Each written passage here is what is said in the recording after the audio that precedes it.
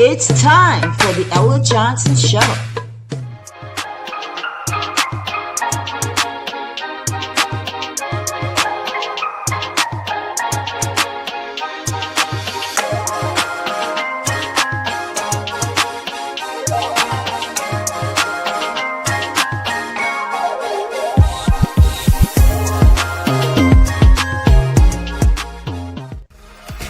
Thanks for tuning in to the Ella Johnson Show, where there are two sides to every story. Enjoy the broadcast.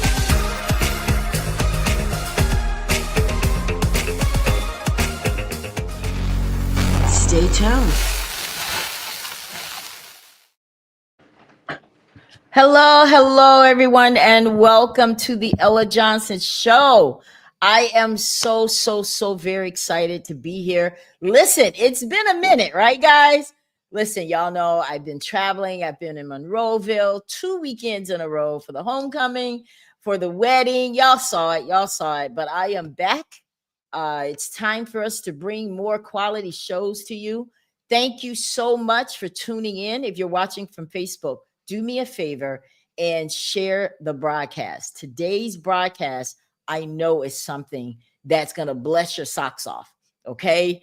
If you have teenagers in your household, if you're a young parent with young boys and girls that you are raising, if you're a family of 6, 10, 15, doesn't matter, whatever the case may be, this is the show for you to watch today.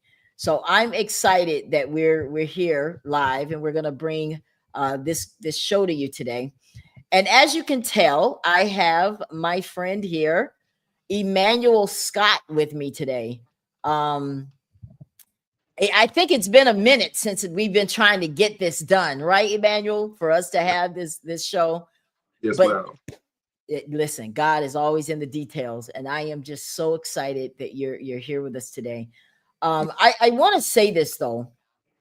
In the past year, 19.7% of Black and African American adults have experienced a mental health condition, with 4.7% having a serious mental illness. What this means is that Black adults with a mental health condition are significantly less likely to have received treatment, with only about 1 in 3 receiving mental health care in the past year. And that's according to the National Alliance on Mental Illness. This is an issue. When you say, Emmanuel, that's why I am so glad that you reached out, because your timing, like I was telling him before the broadcast, your timing was perfect, because the Sonia Massey situation, which is alleged to have been as a result of a mental breakdown that went bad, and then all of the issues that are going on in my hometown with all the killings and shootings and just chaos, lots of chaos. And I think that it's time for us to have this conversation. It should no longer be a taboo thing for us to talk about mental health. So I want to introduce my guest to you guys, and then we're going to jump into it because he's going to share his story with us today. Emmanuel Scott was raised in Monroeville, guys. He's an author of the book Becoming that we're going to talk about today. He is a father of 3 kids. I just recently met one of them. I wish she could come back. Sarah. Hi, Sarah. He's a husband to Andrea, and he's a musician. Now, his life started out a little rough, and it landed him in prison for 4 years. Now, what looked like the end was just the beginning of his transformation, right? He found his identity in God, and he's here today on the Ella Johnson Show to prove that God can turn your pain into your purpose. Wow. Welcome to the Ella Johnson Show. Welcome, everyone. Yes. I'm so glad that you decided to come here, Emmanuel, because, you know, it's never easy, really, to tell your story, especially when you went through so much. But today we're going to address mental health and bring some awareness about what happens in the Black community, how we either neglect it or it goes undiagnosed, whatever the case may be. We're going to jump right in. So I want you to tell everybody, when did you grow up in Monroeville? Yes, ma'am. before I get to that, I just want to say thank you, Miss Ella, for allowing me on your platform and letting this be a space for conversations like this to happen. Much needed. Yeah. I remember growing up in Alabama. I think it was 1990 when I moved to Pineview, Pineview, a little small community in Monroe, Alabama. Pineview Heights. Yes, ma'am. Pineview Heights. That's where I'm from. Yes. PVH. Yes. Okay. Yes, ma'am. Okay. And you lived in Monroe for altogether how many years? 20 years before I moved to Kentucky, where I 20 currently. years. Okay.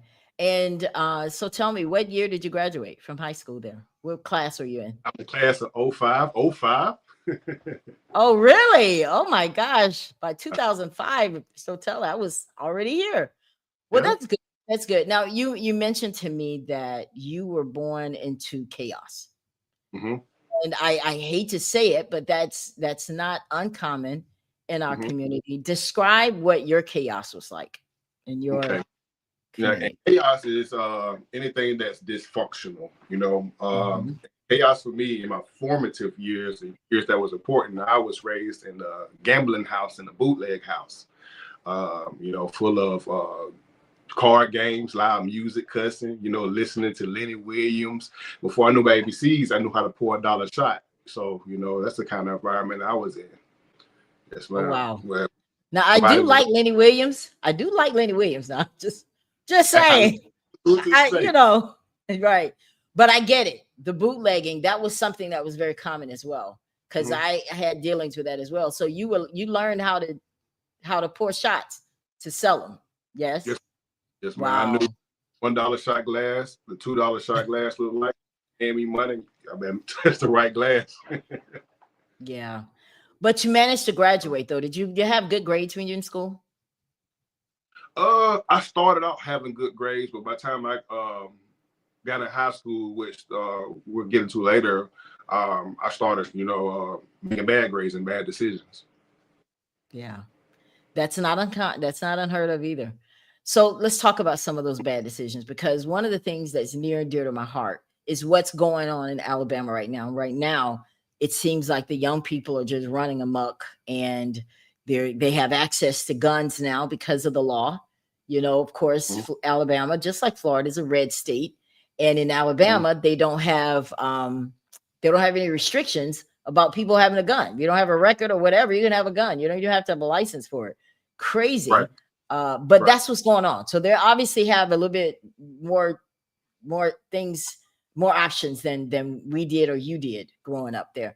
So tell me about some of that stuff that you used to do that you're not so proud of. Well, you know, it got you where you are today, but some of the things that you did when you were growing up in Alabama. Some of the things I did is probably some of the same things a lot of kids still doing today. We were influenced by our culture. We were influenced by our experience, and we were influenced by music. So without proper guidance, you tend to do what you see around you. That's selling dope, or doing dope, or drinking, or you know, doing what it is to survive. For me, I didn't get into that later into my 20s. My story is a little bit different. Growing up in Pineview, when you experience a lot of pain and trauma and you feel that you are neglected, a child needs love, a child needs guidance, a child needs to be nurtured. But when that is neglected, and instead of giving that, you're giving pain, you're giving accusations, you're growing up around dysfunction, you tend to go in what we call defense mode, defending yourself. And by the time I got in high school, I haven't went through so much trauma, which they could find in my book, that I didn't have an identity. I didn't know who I was or who I wanted to be. So in the process, I gravitated to what made me feel like I was somebody in those moments. Wow. So you wanted fast money? Well, I wanted to be seen. Money didn't come.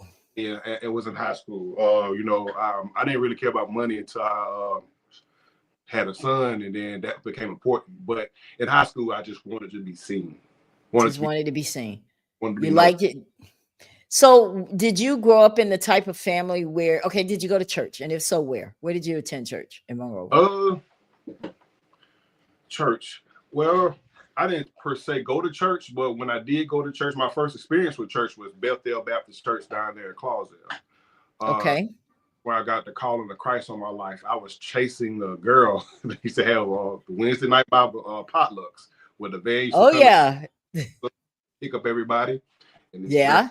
arrested me and got on the bus, and I followed her there. That was my first encounter with Christ and where I got my calling. Oh wow. So, but when you were going through all of your stuff, did you have anybody, Emmanuel, that you felt comfortable speaking with? And if so, who? I didn't. And as I get older, it's probably because it wasn't there. It's because sometimes my parents have their own issues that they're going through. So it wasn't offered. It wasn't maybe a atmosphere created for that. So no, I didn't have anyone to really talk to. I was just going with the flow. Not even on the outside, not even a teacher, not even a auntie or anybody that you felt comfortable, saying, listen, I need to talk to somebody. Or did you even feel like you needed to talk to somebody? I didn't even feel that I needed to talk to anybody. It wasn't a Okay. thought that okay, something I need to talk to somebody. It was dysfunction is normal when it's all you know. Dysfunction looks like functional until you get around something like, hey, the way I've been living or how I was raised, that's not right. So tell me, did you experience that at all in Monroe? That where Yes. you actually had an aha moment? Wait, tell us about that day and who it was with. I didn't have an aha moment until I went to prison.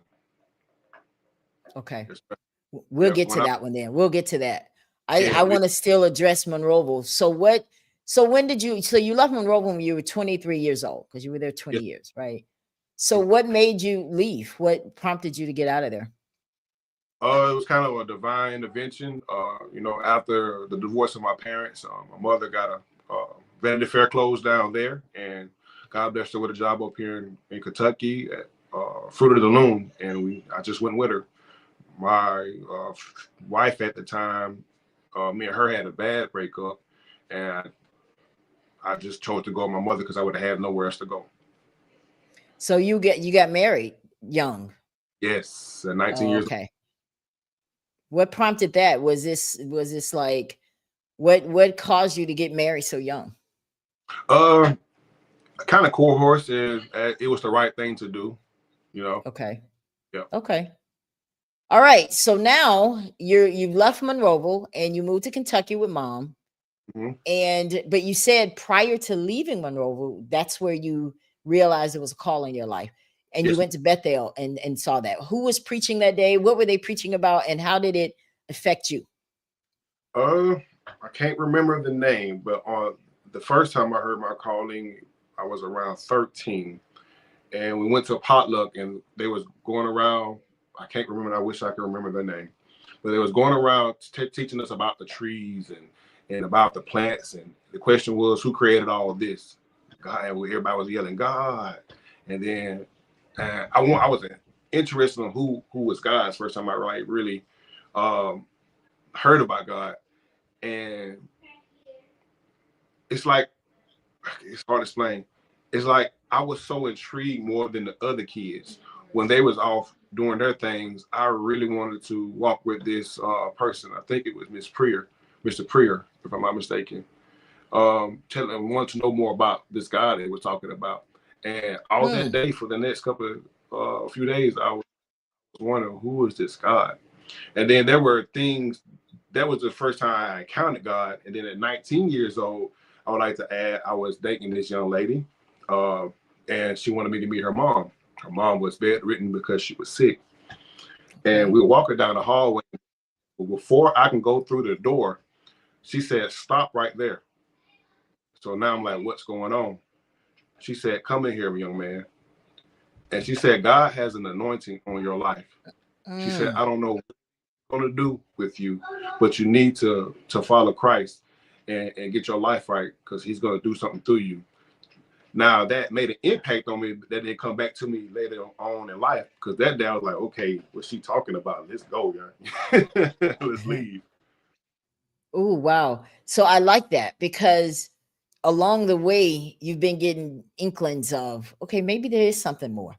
And I find it interesting that that was the first time you heard about God, and you were 13 years old. In the sense of Christianity, the first, you hear stories about God, but you don't get it from a biblical standpoint. You hear about, if you cuss, you better move away from your cousin because God gonna strike you down. God was mentioned, Oh, but like a third person kind of way. Yeah. Uh-huh. Okay. Now that's interesting. That is interesting. Okay, so you went to church, you heard about God, and that didn't stop you from pursuing other things, though. Right. No, man. Yeah, none of us ever get it right the first time. That is so true. It takes a few times, right? Well, So tell me about when you moved to Kentucky. What was that like, and how different was that from Monroeville? Kentucky was a brand new start for me. But one thing about trauma and dysfunction, it follows you. Just because I got out of Pineview and Monroeville didn't mean that it was out of me. So now I'm in a new place, still unhealed, still haven't dealt with issues, but a chance to start over and make a name for myself and be seen. And I just carried all that trauma. I packed my clothes and my trauma up and moved to Kentucky. And that's when the real thing began, because now I'm on my own. My mom and dad is divorced. I feel like I got to be the man of the house. Got a child back in my rover that really not doing such a good job taking care of financially. And the mom made it real bad. So now I got pressure on me. So now you got pressure to take care of the child financially. Wow. You got to take care of the house because dad's not there. That's a lot for a young man, right? That's a lot. And who don't have a clue, a young man who don't have an idea of how to do it. So how did you do it? What did you do? I failed at it. I didn't work. I tried working, I was like most kids, like it didn't make no sense. I worked 8 hours a day for $12 an hour, and then for payday I'm broke again. So it didn't work. That was my excuse. And I tried selling dope, I tried robbing. And the reason I was so bold because even though I didn't do that in my younger days, I was around people who done it and I experienced it. So it's what made me, okay, now it's my turn. This is what my cousins or older uncles, or well, not uncles, or older friends, people I hung around, this is what they did when times was hard. They sold dope. Let me try it. Well, I ain't never sold dope in my life. I probably end up owning a dope man more than I needed to. So you weren't an experienced dope dealer. You were like wannabe, kind of. Yeah. You didn't do it. Most of if they're scared to admit, most of us want to be. Yeah. Yeah. Well, I mean, at some point you got caught. Yes, ma'am. How did you get caught? I got caught not for selling dope. I got caught for armed robbery. I robbed a armored truck in 2011 here in Bowling Green, Kentucky. You must have watched Dead Presidents. Yes, man. You got inspired by Dead Presidents. Okay. Favorite cousin. Not to make light of it. Right. So you guys, so it was you and your cousin, and you guys got in trouble for that. I brought my cousin because it wasn't the movie, that it was his experience, that was a seed that planted on me that gave me the, confidence to do it. It's our upbringing and what we experience shape our thoughts, shape our behavior. So that's say that again. That was good. I want everybody to hear that. Say that one line you just said. Say that again. Our trauma shapes our thoughts, and our thoughts shapes our behavior. Our experience shapes our thoughts, and our thoughts shapes our behavior. Excuse me. Your experience shaped your thoughts, and your thoughts shaped your behavior. So your experiences of what shaped your thoughts? Dysfunction, growing up with drifting, you know, smoking, drinking, not having a plan, not waking up with goals. And if you didn't wake up with a plan, you wake up with a plot. And the plot was, what can I do to make a couple of dollars today? Just so I could do what? Waste it on booze and marijuana. Those were my younger days growing up when I became a teenager and a rapper in Monroe, Alabama. Right. So let's go back to this armored truck and so now you did this robbery. Were you still doing drugs when you were in Kentucky, or just robbing? Marijuana. Okay. So tell us about the day you got caught. Okay, so I'm gonna zoom to that, go back, and then get to there without giving much information. Okay. So okay. I believe that our culture, music, movies, the things that we watch heavily influence us, especially when we don't have a God at hand telling us this is not our life, or this is not what Black men were about. So I did what every other Black man does if they're not good at sports. We rap. And being this fake image rapper, because this is the culture I brought up in, even though my mother, Josephine Curry, raised me better, you know what I'm saying? I didn't have a bad mother or a bad father. They just had their thing going on. And, you know, Right. but still instilled things in me. But around that Right. time, formative years have already shaped me.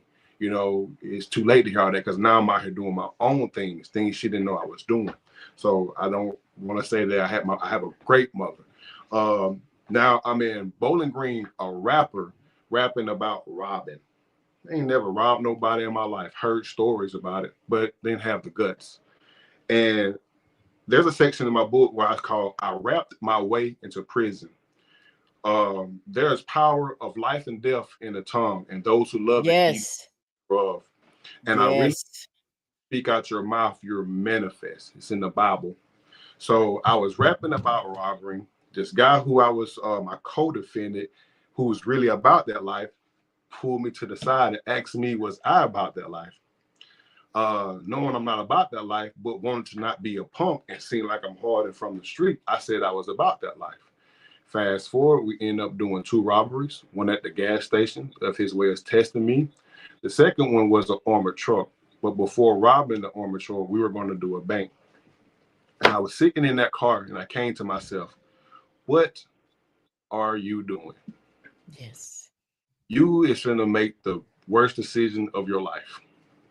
And he had a family member in there just scoping the things. And while she was scoping, the idea was for her to come back and tell us what was going on for us to do it. I used that time, seeing the armored truck filling the ATM, and I wanted to use that as a scapegoat. I said, hey, man, let's rob this armored truck, in hopes that we would follow this armored truck. It would be around crowds, and we couldn't do it. And then I was going to get away, cut my contact off from him, and go on with my life. But I didn't. Kept following the armored truck. We kept following the armored truck. Then it got to this place, and I was just tired, and I was just ready to go home. So I jumped out with a pellet gun, Miss Ella Johnson. I use that. I'm a comedian as well, and I see on the stage, on the outside, that was the dumbest thing I could have ever done. But in prison, it was the most gangster thing I could have done. They called me BB King. So, but it was the dumbest thing I could have done. Yeah. And long story short, we got away, Miss Ella, and I ended up coming back to Pineview. Hood rich, you know, $30,000 in my pocket because we didn't keep the whole money bag. And I went back to moreover, still with the same mindset, still with unhealed trauma. And I went broke in less than 2 weeks, giving out money and partying. That's when it hit me there. Okay, I got a 2-year-old son, and I'm out here living like a fool. I'm gonna go back to Bowling Green. I'm gonna enroll in college, and I'm gonna get my life together. So after about 2 to 3 weeks, I ended up coming back to Bowling Green. Also, there was a female I was dating who I wanted to come back to as well. My co-defendant had other plans. He did some things that got his license plate ran. And when I got back, I went to go visit a family member because I haven't seen her. He was there. So immediately I was like, nah, I'm going to go visit my girlfriend. So I asked my family member to drop me off at my girlfriend's house. And when she did, unmarked cars and SUVs surrounded her house. And they were looking for him because of something he did while I was gone. Now I'm trying to make a way. Now after that fiasco, they went back to my family member's house, and now I'm trying to find my way back to my. But I called for this, her house surrounded, and she's crying hysterical because she don't know what's going on. Right. I put her in a situation, me and this guy. So I did the right thing. They wasn't looking for me in my young thinking. They weren't looking for me. They was looking for him. So let me at least go over there and comfort my family member. We went over there. Police let me in. Come to find out they was looking for a gun because he put a gun out on somebody, and he had it on him. They towed his car, picked him up, and on my way back to Monroeville, I got a text saying, "I think it's best I tell the truth." And the police came and picked me up from my girlfriend's house after that text an hour later. And that was July of 2011. And I was there ever since 2015 of July. Wow. So you didn't really get caught per se. You Well, actually turned yourself in. yes, ma'am. Wow. Yep. And Yep. how did you, and I know you got a lot of flack for that, right? Oh, yeah. Oh yeah, I'm pretty sure. Was, What did you go through when you decided to do that? Like, well, I called my pastor and my mother, my pastor at the time, my mother. Mama already knew. Mama already knew. Well, all of a sudden, I'm trying to go to Monroeville, and I'm handing her a whole bunch of tens, giving her some money, and then I flee into Monroeville. She knew something wasn't right. She yeah, asked, came back, and I denied it. But when I yeah, got her, they came, and they was like, the best thing you can do is tell the truth.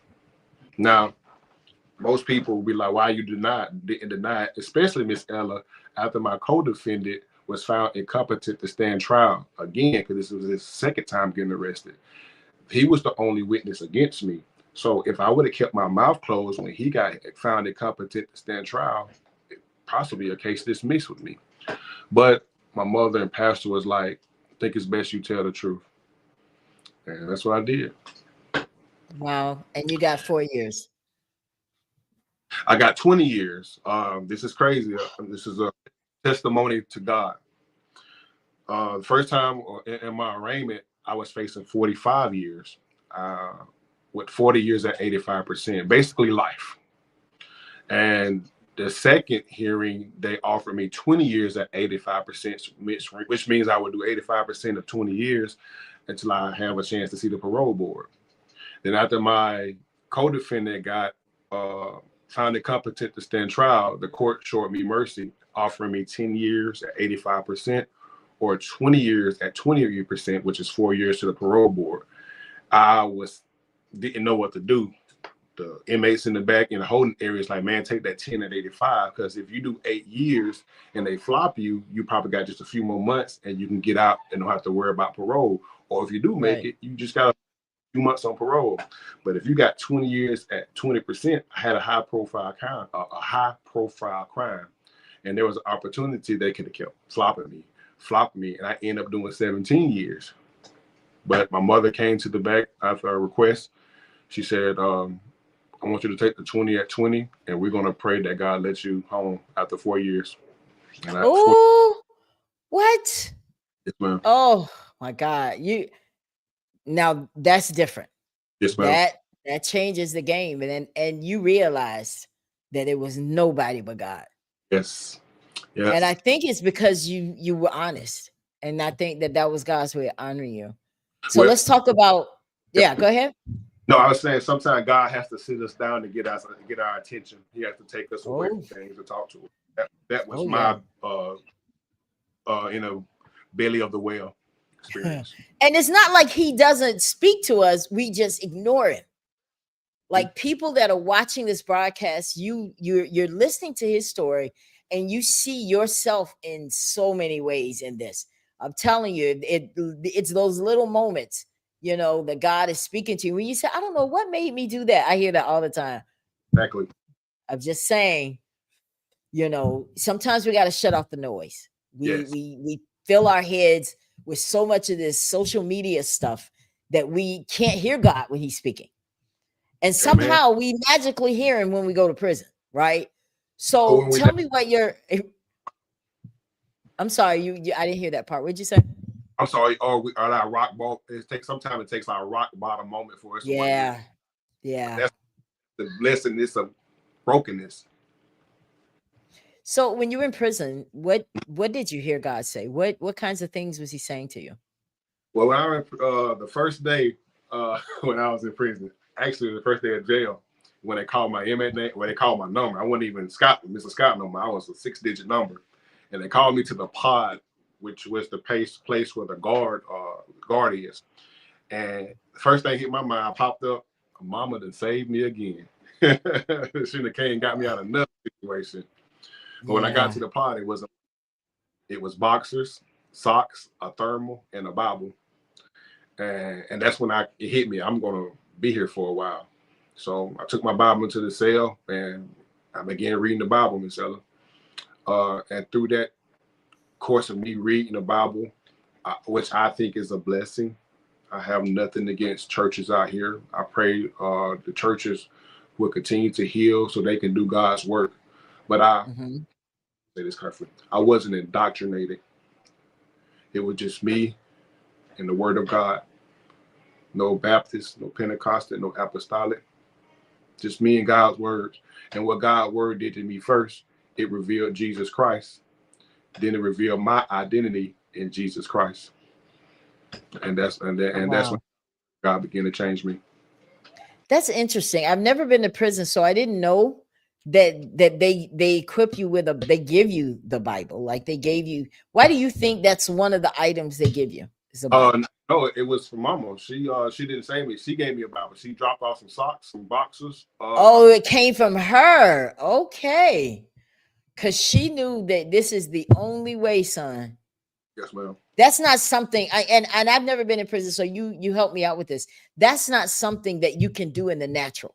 You have to kill your flesh to be able to receive, right? Yes, ma'am. Yes, ma'am. Because did pride ever creep in? You're like, I can't believe this. I mean, like, were you proudful? Or when you first went in, did it take you some time to get used to the idea and then you accepted God? Or how was that for you? First few weeks, it was kind of, I'm in an unfamiliar territory. So I was just kind of filling out my surroundings. But then as I got into getting used to the routines of being in jail, my routine was studying the Word of God, and come out and mingle every once in a while. But it wasn't like, okay, I'm here now. I'm just gonna read the Bible, nothing else. I was around culture and I still wasn't healed, so I still did what everybody else did in the jail. But one thing I did daily was pray and read that Bible. And going to jail to prison, the transformation happened over years. It wasn't open one night. Wasn't overnight, exactly. So when you learned that you were going to get out in 4 years, how did you get that? How did you get that call? It was May. It was in May of 2025, and that's you go off. You see the parole board 2 months before your actual 4th year, and I done everything I was supposed to do, which was a blessing in disguise. See, I had to go fatherhood classes, moral recognition therapy classes. I got certificates in jail, national career readiness test, which made me ready for jobs. Just learn some basic skills. Now I wanted to do that because I wanted to impress the parole board. That's the only reason I did it. But actually going through those programs, especially moral recognition therapy, which was a seed planted in me. Okay, this is why I'm behaving the way I'm behaving. But we're gonna get into that. But the parole board talked to me on the camera. They asked me a few questions. I answered the questions. It was a 10-minute call. A week later, in mail call, I got the letter that I made parole. And around that time, I didn't have any money on the phone. But sometimes you can call a family member, and you get a 15-second phone call. Usually put some money on my phone. My 15-second phone call was, "Hey, Mom, I made parole," and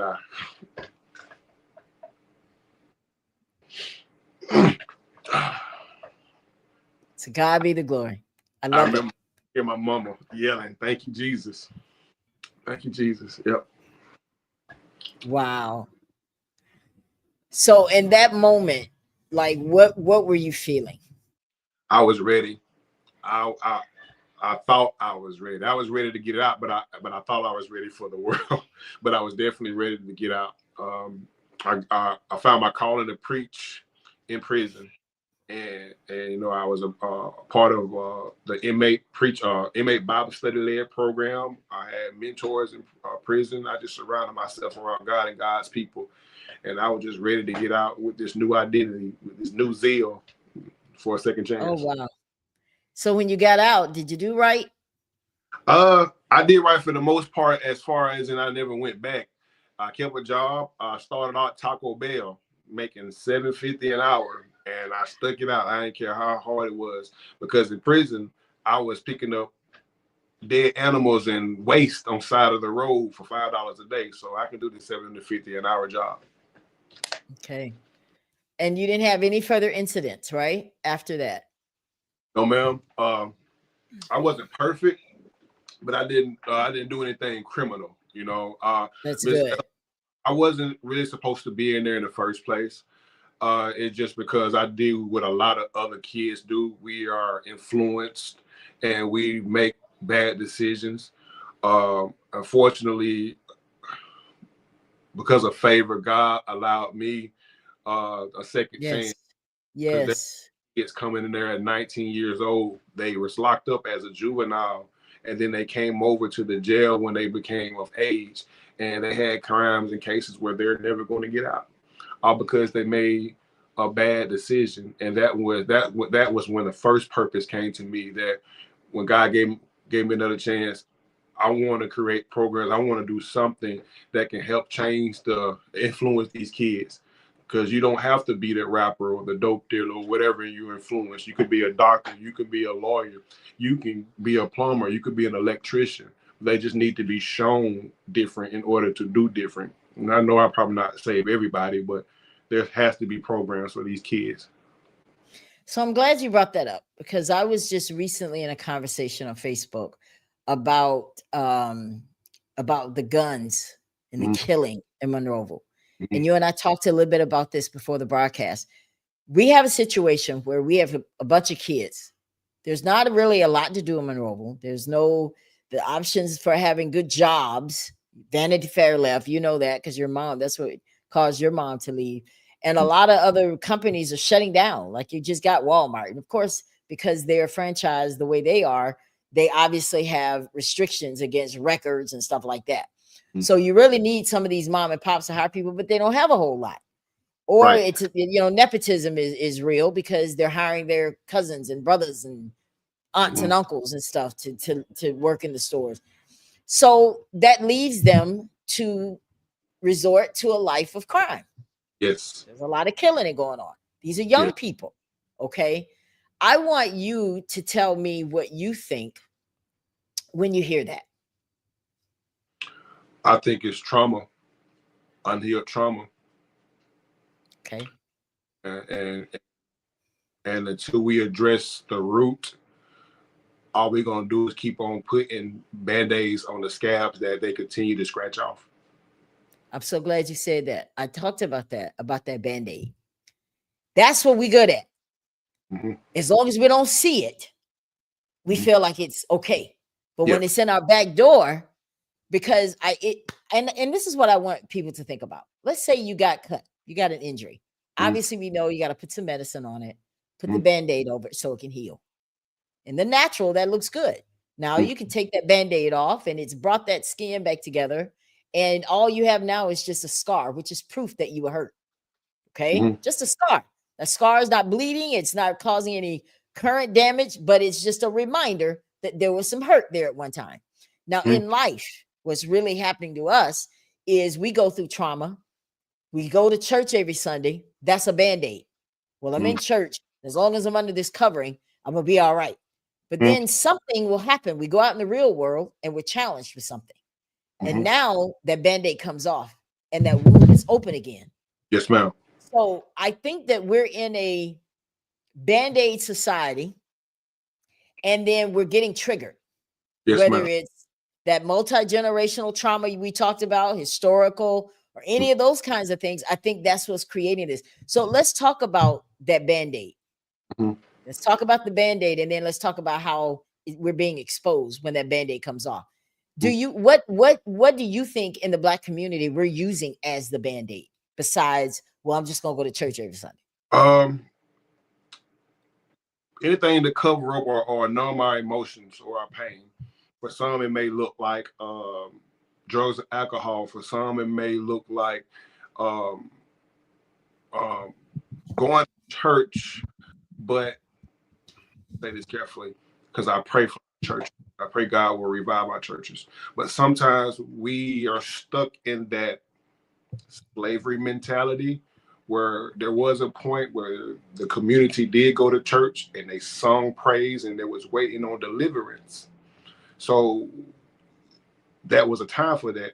But now, as a people, as a whole, even though we still face systemic racism, we are more freer now than we have ever been, but we're still living in survival mode, singing the, oh, help me, I'm waiting on Jesus to come save me, when Jesus has given us the tools to save ourselves.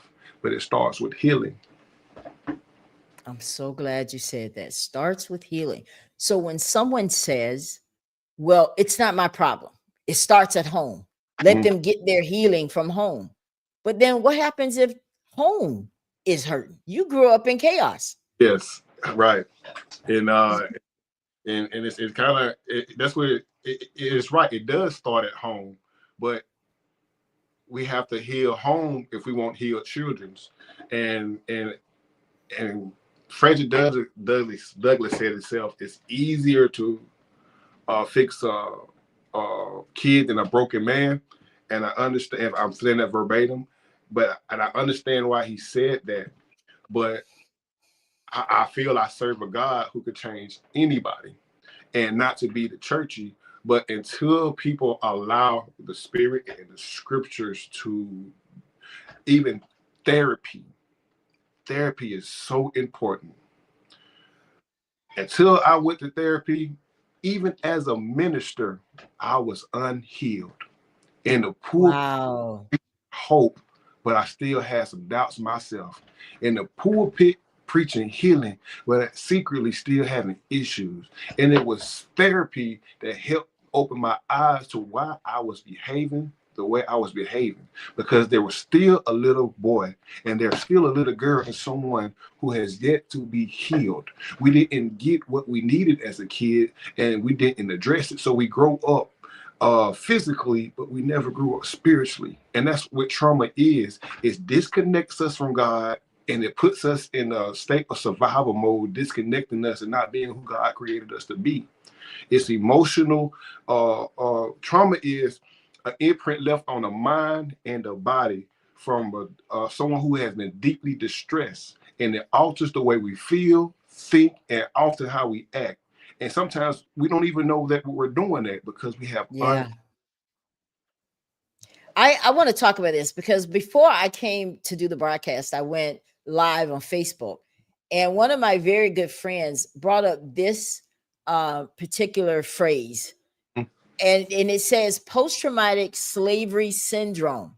Now, I don't know any of you that may or may not have heard about this. I've heard about it, but when he said it during that live, I was like, I think I want to definitely bring that to the show so that other people can see that this stuff is real.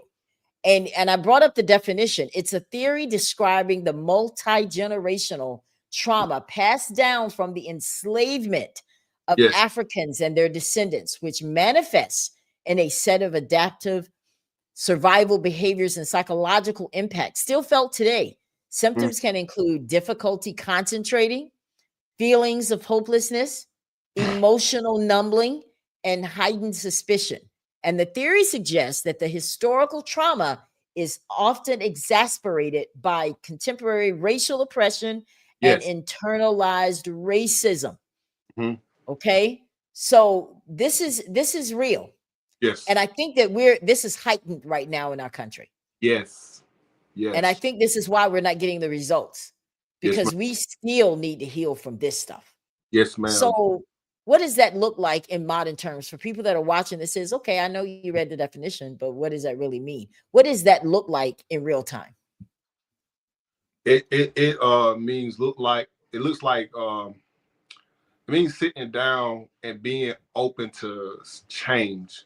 Um, One of my favorite analogies, Miss Ella, is there's this one day it was on Thanksgiving, and there was a daughter who witnessed her mother cutting the end off a ham and putting it in the oven. And she asked the mother, "Why do we do that?" And she was like, "I don't know. It's something my mother did." So the daughter called the grandmother and said, "Hey, grandma, when you cut the end of the ham and put it in pan and put it in the oven, why do we do that?" She said, "I don't know. That's just something my mother did." Oh, Before wow. great grandmother was living, and she asked the great grandmother, "Grandmother, when you cut the end of the ham and put it in a pan and put it in the oven, why do we do that? Still good meat." She said, "Baby, back then we didn't have big enough pans to put in the oven, so we used to have to cut the meat so it would fit in the oven." And it was passed down, and that's what happens as Mm, things are passed down, and we don't even know why we're doing some of the things that we're doing. So first and foremost, a person has to want to heal. Miss right, preach healing and trauma all we want, but a person has to get sick and tired of going through the same. And a person has to have a heart enough not only for themselves but for their brothers and their sisters. And until we can right. point as a community, then we're just going to continue to go through the cycles. It's a good point that you brought that up, because in my notes I learned here that mental health, it's influenced by some things. Mm. And one is genetics. Family history. Okay, this is the thing. Have you ever seen someone who they're going through something, their mama went through it, their mom's mom went through it, and now it's like, how does that continue to happen? Is it how are we failing to stop this cycle? And how do we do it? Hmm. Uh, it takes some people who are bold enough and courageous enough to wave a white flag and speak on tough conversations that many refuse to have. And do something about it. Well, Because everybody, there are a lot of people that see it. They're like, well, girl, listen, we all had to go through it. I yeah. know, but dad abuses me. Yeah, but we all went through it. You be fine. Oh, And it's continuous. And nobody is bold enough to say, no, it stops right here and right now. So where do we get that appetite for, to want to change these generational historical types of traumas that's going on in our families? mhm. Are we afraid to stop it? Do we not know how? Do we feel like it's not my problem? Let her deal with it. I had to go through it. She's got to go through it too. Like, how do we build an appetite to want to stop it?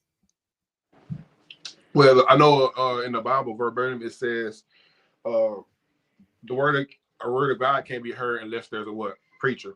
So it has to, Uh-huh. and some goes back to saying there has to be some people courageous enough to speak up on it and create that thirst and hunger. Some people know they need something, but they don't know what it is that they I don't need. know what it is. Mm. That's why we have to do shows like this, Um, because some people won't recognize that they're in a mental health crisis until they see shows like this. They just think, well, his daddy was like that. He just acting like his daddy, as if that's a badge of honor. nah, Yeah, right. Which and then our words. Oh my God, Emmanuel, our words have so much power. Well, your daddy wasn't nothing. You ain't yes, gonna be nothing either. yes, Why do we say that? Why do we say that to our children? Or you sit your little bad A down. I mean, that's all you hear growing up. I'm a bad A, so Oh, I he's ain't so nothing else. bad. Right? Child, that boy Yeah. bad. I hate when Yep. people call kids bad. That's one of my Yeah. pet peeves. Mm-hmm. That I just absolutely hate that, because I think words have power. I Mm-hmm. think we should, instead of call, and how important is this, Emmanuel, to be married to a woman that speaks to the king in you? You know, like how important is that for a man? Miss Ella, it is so important because if women would know, if only women knew the power that God has put in them, the woman has the power to lift a man up or tear him down. And that's because a man, when he finds his soulmate, he loves hard. And having a woman in your life to not only put up with you and be patient with you while you still trying to figure out what it is you're trying to do, but to also not belittle you. Also, someone where you probably have many days where you couldn't take her on a date, but she don't call you a broke in, but she continue to ride and ride by your side and encourage you. It makes a man want to do better. Ooh, This, when wow. my says when I come in the house and my wife said thank you for doing the dishes. Next thing, oh okay. Now when you get home, the dishes done and the clothes gonna be folded. It's because I love it. we won't Way to respect. go, Andrea. Way to go, dear. Yeah. That's how we're wired. Wow. So that's key. So I want to go back to these kids, because this is a real situation in real time that Mhm. is happening in Monroe. Yes, ma'am. What do you think it's going to take? Because this was my suggestion. I said that we need to address mental health. Mhm. We need to get the whole family involved in this, because if you have a kid that messed up, if you will, he's coming from that same kind of background that's messed up, because we're a product of our environment. And if he's growing up in that, he's getting it from somewhere. He didn't come out the womb just wanting to shoot people. Okay, Mhm. something influenced that. Now I have a list of different things that influences this poor mental health. One was genetics, another one is physical health, another one Mhm. is life experiences and lifestyles. Those are the Yes. four things that affect our mental health. So Mhm. I suggested that we do that. What would you suggest, and are you willing to be a part of us creating something to go back and help these young people? What do you think it's going Absolutely. to take, first of all? And then, Miss Ella, I don't think there's a one answer fits all, but I know someone has to start somewhere. Um, it starts from the grassroots. People are in the community, and then it's a political issue too, because if they keep on taking resources from our kids, not give them an opportunity, then what do you think they're going to result to? Because at the end of the day, we're going to survive. So we need resources. But what we can do as a people until we infiltrate or figure out how we can work on the political issue, moreover, is is just be on the ground. Let's turn Clausel Pool back to like it used to be, a community event and a resources to give back to people. You know, show people, like you said before this broadcast about your experience with that young man, is loving these people back to life. That's the word. Let's love them back to life. wow. And how do we do that, Emmanuel? How do we do that? How do we love them back to life? Well, we have to show up consistently. Okay. Just don't show up one or two times just to put it on Facebook and say, "Hey, I'm doing a good thing." Matter of fact, don't we let that not be the motivation, but just to show up consistently first and foremost. Secondly, I think there need to be programs Yes. that we together. They don't have the Union High anymore. The Union High was a program that Mr. Joe Porter used to run where we used to play basketball, you know, as a community, and it was a safe space. So we need to give them kids something to do. These kids are on the internet all the time. They don't have interactions in the community anymore. So their only interactions are virtual. They can't value a human life when all their interactions is virtual. So we need community events so people can love on each other again. You know, I can go on and on, but No, I that's think where it starts. It starts in the community.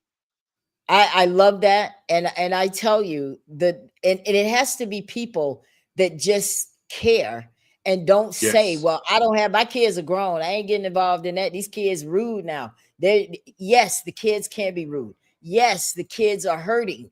This is what you do when you hurt. Your behavior is not going to be all sweet when you, the kids are living what's going on inside of their heart. They're living it. And this is where I get Yes, ma'am. frustrated. Number one, we forget that we were young. We forget that we were young. And some of us were wilding out when we were young.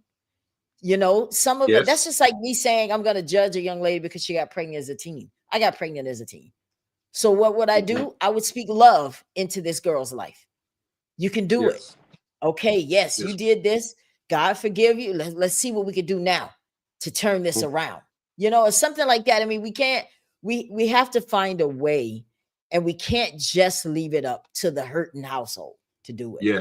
Does Yeah. the church play a role? Do you think the church plays a role in this in helping our young people?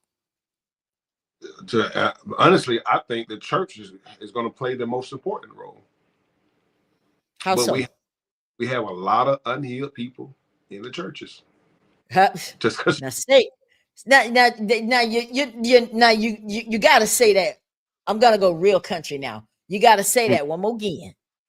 we have What a lot now? of we have a lot of Okay. unhealed in the churches. Yep. And you said her. Wow. I just said earlier, preacher in the pulpit. You know, unhealed, unhealed. And it's till I went to therapy, and God really started working on me that I start living the words that I was preaching. But we have gotten in, we gotten comfortable, and we got in the routine that this is what it is. You go to church on Sunday, you hear a few good music, the preacher Very will preach from the ritualistic. Mm-hmm. yes, And very traditional. everybody's hurt. Yeah. And that Um, is the thing. I can't stand that. I can't stand that. We look like Christians, we look like we got it together, but we go home and cry at night. We go home yes, and walk the hallways in our home because we dealing with homosexuality, or we may be dealing with something else that's tearing us away from God, but we don't know that he wants you to get the help you need. That doesn't mean you're not Christian just because you have to yes, speak to a psychiatrist. He created them. He blessed and ordained and anointed them. So why would yes, we be afraid to go to them? yes, exactly. Exactly.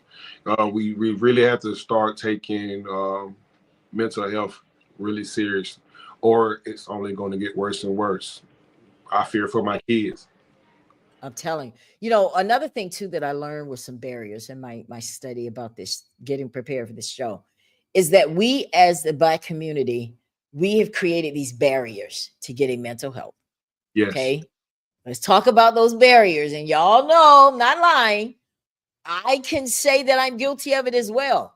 This is why these shows are good, because I get the firsthand knowledge of what I need to do to help Ella. So now I have to share that Mhm. information. Ella's not coming here to say, y'all need to fix yourself. I got it together. No, we are all going to learn, but I'm not going to not talk about it just because. We need to present it, or we're not going to have a race. I mean, let's Yes. just be real. So one of those barriers, stigma. Stigmas. We've placed stigmas on mental health by saying, oh, that ain't our thing. That's for them white folks. We Mhm. don't have to do all that. We just get on our knees, baby. I can just pray to God. I don't need to go down there and get them folks my money to hear my problems. I've heard it. I've even said it. Mhm. I've even said it that Yep. I don't need to go sit on nobody's couch. I can just talk to God. What do you think about that Yep. stigma? And how would you let's address that one first. We're going to go through all of them, but let's address that one first. What do you think Um, about that as far as like speak on that one? um, I think people until they experience something different, that's how they always going to think. I thought the same way.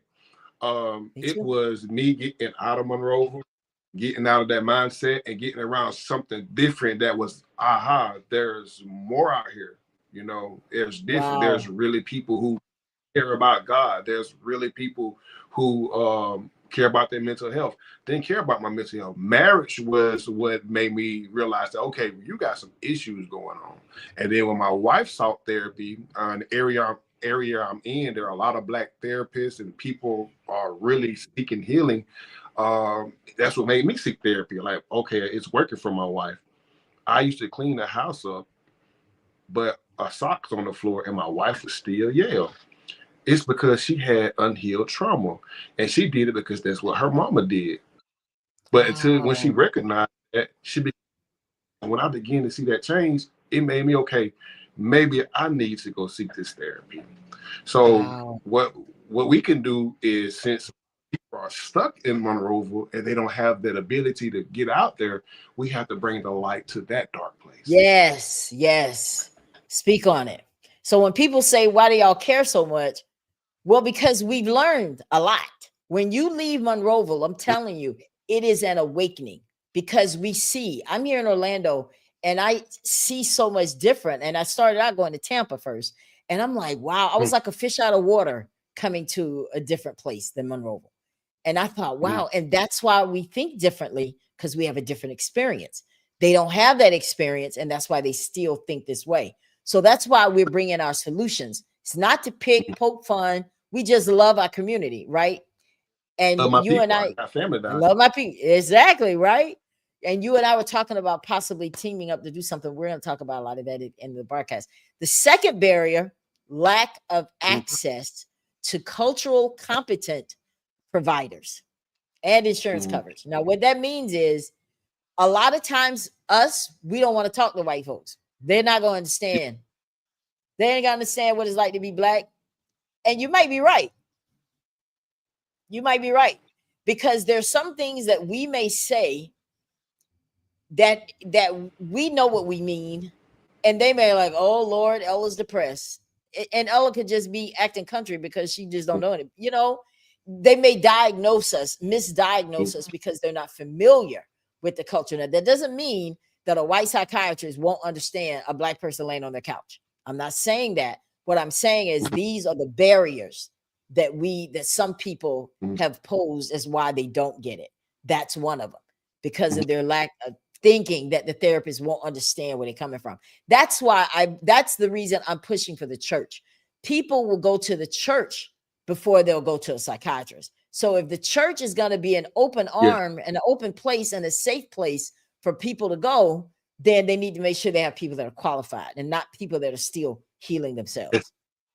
Yeah. Yes, ma'am. Yeah. Yep. I agree 100%. Yeah. So another barrier, the third one that I learned, mistrust in the healthcare system. Because of racial discrimination, it's almost like we're afraid to say what's really going on because we're scared we might go to jail. Okay. Like, I don't want to open up to you too much because I might walk out my door and there's cops out there because of the stuff I'm telling you. You know what I'm saying?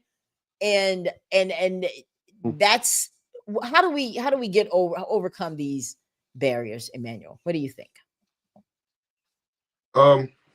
Ms. L, I think first one, it has to definitely come with a want and a desire, first and foremost.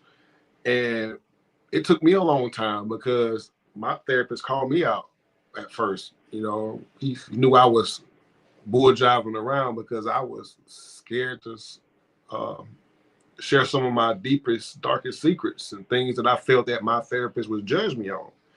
And then after he called me out my bull, and then he let me know that I can trust him. And also my pastor, Pastor Dante Paul at Stony Point Baptist Church here in Smith Grove, Kentucky, also who is a therapist and a pastor. Man, it goes, love it. But he always says to me too, I can't help you until you trust me. And when I got comfortable, when the people that love me and showed up, that's why I say we have to be consistent, Miss Ella. Those who were consistent in when I began to let my guard down, then and expose the things that I was hiding, that's when healing began. God can't heal what we won't reveal. Oh, that's good. God can't heal what we can't. Yeah, I love it. We can't conquer that which we can't confront. Yeah. True. Mm. Wow, that is good. I like that. You said something there that was very profound. He said, I can't help you till you trust me. And I think that's what's You trust. missing with us being able to reach Mm-hmm. these young people, because they don't trust us. But And yes, that is ma'am. something that you have to earn their trust if you're going to be able to help. So that now we've learned that the Yes, ma'am. first thing we need to do is get these kids to trust us to the point where they will open up. How do we do that? How do Mm-hmm. we get them to trust us and they're not living in our household? How do we get them to trust us? By showing up, Miss Ella, and by being consistent, by being there. Excuse me, sorry. Consistency is very important because people are already in and out of their life. That's true. Yeah. Yes, you're from experience. Um, I used to speak at a day treatment center up here for kids, troubled kids and runaways. They go to this school, and I was always asked often to come in and share my story. And out of 3 times I've been there, finally one kid reached out to me and wanted to me to mentor him, for lack of a better word. And I took it serious. I showed up in that kid's life every day. I really cared for that kid. Often asked him to come to church with me. He to this day haven't came to church with me yet. But by me showing up in his life, Miss Ellen, the guy now has a job because he wanted to know how to interview. I showed him how to interview. He wanted to know how to put a resume together. I showed him how to put a resume together. And you know what made him interested in it, Miss Ella? Because here I am, a clean cut person who comes with my shirt tucked in all the time, and he was like, he's never experienced that. He want to know, like, why you always dressed like that? And that particular day, I was dressed like that because I got a job interview today, and I'm hoping I get this job. And then he was like, man, I want to know how to do the interview because every time I have a job, I freeze up. So by me being Aw. consistent, being in his life, showing him the basic life skills. But first, before I could do all that, I had to get his trust. I had to, if I said I was going to do it, I had to do it. If I said I was going to be there, I had to be there. Even when I didn't want to answer the phone because I just sometimes didn't want to feel like being bothered. I've been working all day. I finally got home. The kids quiet. This is my time. But he called and I picked up that phone, and that's what it takes. Because had you not picked up the phone, then he'd say and write off everybody else. See, I knew he didn't care. When it going gets tough, they run away. Yeah, yeah. Especially if that's This what. is Say again. What was that? Especially if that's what they're used to. Everybody abandoned them. Exactly. Yes. Because abandonment is something that definitely happens during chaos and dysfunction. Yes, ma'am. That's part of it. Abuse, neglect. Um, and I think we touched on some very interesting points today because real talk, this is definitely something that needs to be addressed. Josephine says, very important conversation. That is correct, Josephine. Very important. I agree. And I that's your mom. Hi, mom. I was wondering if that was mom. Who now is Lily and Curry some kin to you too? Because I see her a lot Oh yeah. on Facebook. That's also a family. Well, listen, family, thank y'all for tuning in and watching. I'm so glad that we're able to have this conversation. And you're right, Miss Josephine. This is very important because a lot of people we don't like to deal with mental health because then we got to admit that we're hurting. And nobody wants to admit that. But it'll save your life. I mean, like, honestly, we have to. Because here's some of the consequences. The killings and shootings that are going on in Monroeville. Those are some of the consequences. Suicide. Some kids feel there's no way out. Guys, we've witnessed kids that are taking their lives these days. Like, what does anyone stop and think about why? Right. Like, he felt like there was nobody for him to go to, or maybe there were people for him to go to, but you can't be hot and you can't be lukewarm with kids. You got to be in or out, and they need us to be in with them. Okay, they messed up. Don't throw the key away on them yet. They mess up again. Don't throw away yet. Keep showing up for them. I know it's a lot to ask, but think about some of you that were hell raisers when you were young. Think about the people that didn't give up on you. You are where you are because of somebody whose ashy knees had to get up from praying for you so much. Like, Amen. let's just be real. A prayer. Okay. And am I talking to one right now? Yeah, product of prayer. Product of prayer. So why can't we turn around and do the same thing? I don't care if it's not your kid.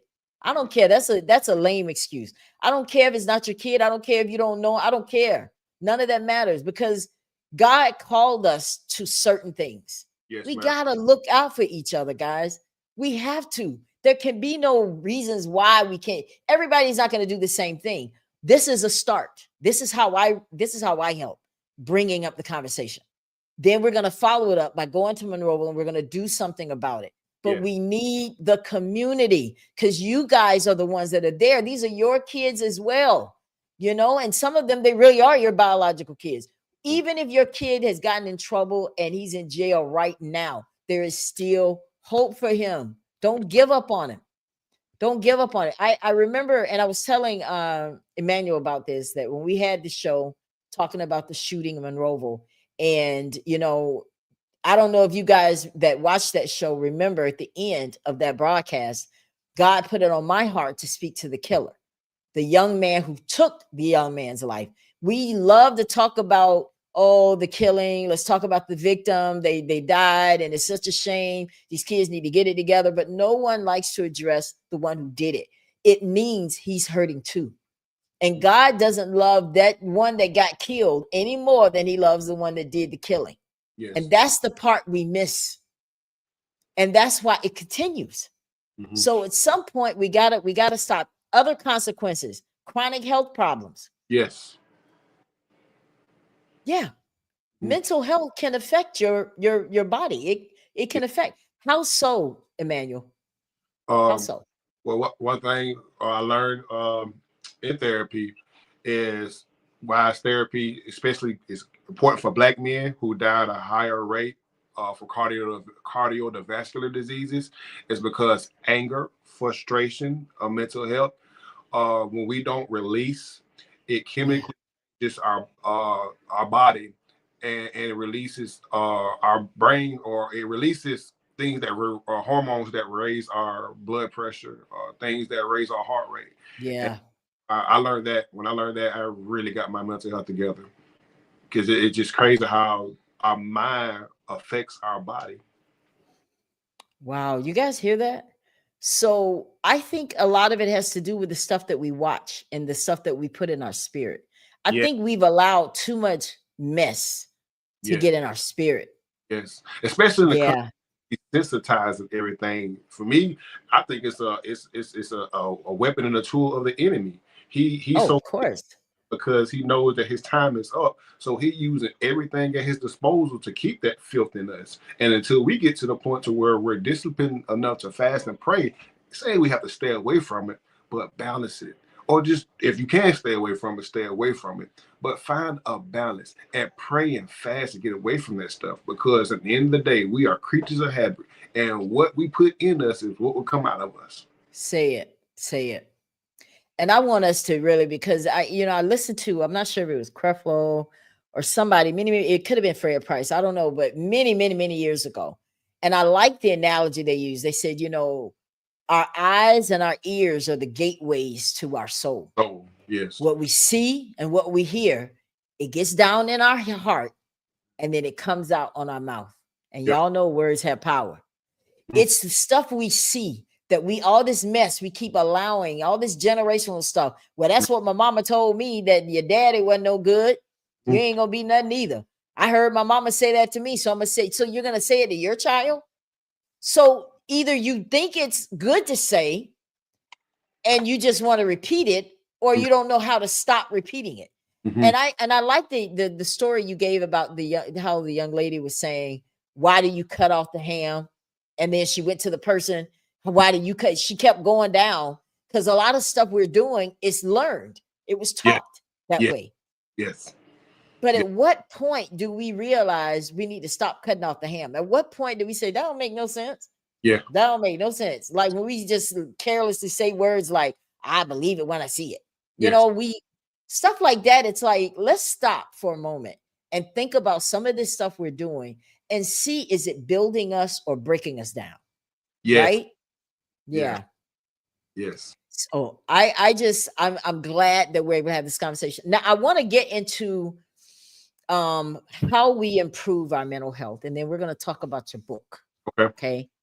So improving mental health, what kinds of things do you think, Emmanuel, that we need to do more of so that we can start empowering ourselves? Because something in the Black community has to change. Mm-hmm. People are dying. We're still stuck in this post-traumatic slave syndrome that we just talked about. It's real, guys. And I'm not saying that we don't have to act like it didn't happen. I'm not saying that. I'm not saying that we can't still fight for our rights and all that kind of stuff. What I'm saying is we can't be stuck there mentally. Slavery was a trick of the devil because it wasn't meant to just tear down your body. It was meant to tear down this. Yes. That was the idea. Yes. That's really what lynching and all that is about. It is to mess up your head. Keep your body strong, but mess up your mind. And we're still stuck. That's all this trauma is being stuck.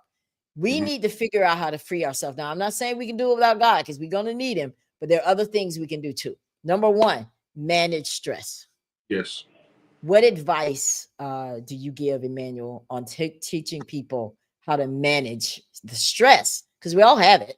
It's a common thing. It's not unheard of. Stress can be there's a spectrum. There's a lot that goes from one spectrum, the end of the spectrum, from the beginning to the end of the spectrum. There's stress in the middle, and it's from all different walks of life, different kinds of people. What do you think?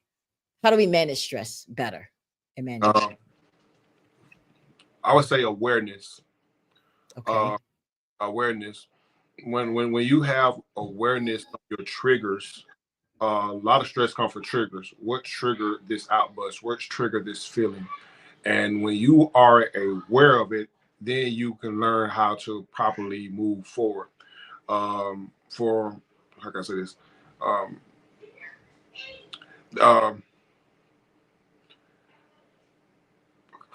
When you have to when I say being aware, a lot of us act out in a way that we don't know why we act out. Some of us don't know why we have outbursts. Some of us don't know why we continue self-destructive behavior because we're triggered by something. And one thing that's important with therapy makes you look within. First and foremost, therapy's not going to change you. It's not going to change you. It would give you the tools to change yourself. Ooh, I like it. Yeah. And then therapy helps you recognize your triggers. I act this way because of X, Y, Z. Once you learn what your trigger is, then you have the second thing, which is more important. You can't control what happened to you, but you can control your response to it. Once you are aware of your trigger, then act. Let your response be healthy. I'm not going to have this outburst and start this fire, which is going to turn to a bigger fire, but I'm going to stop.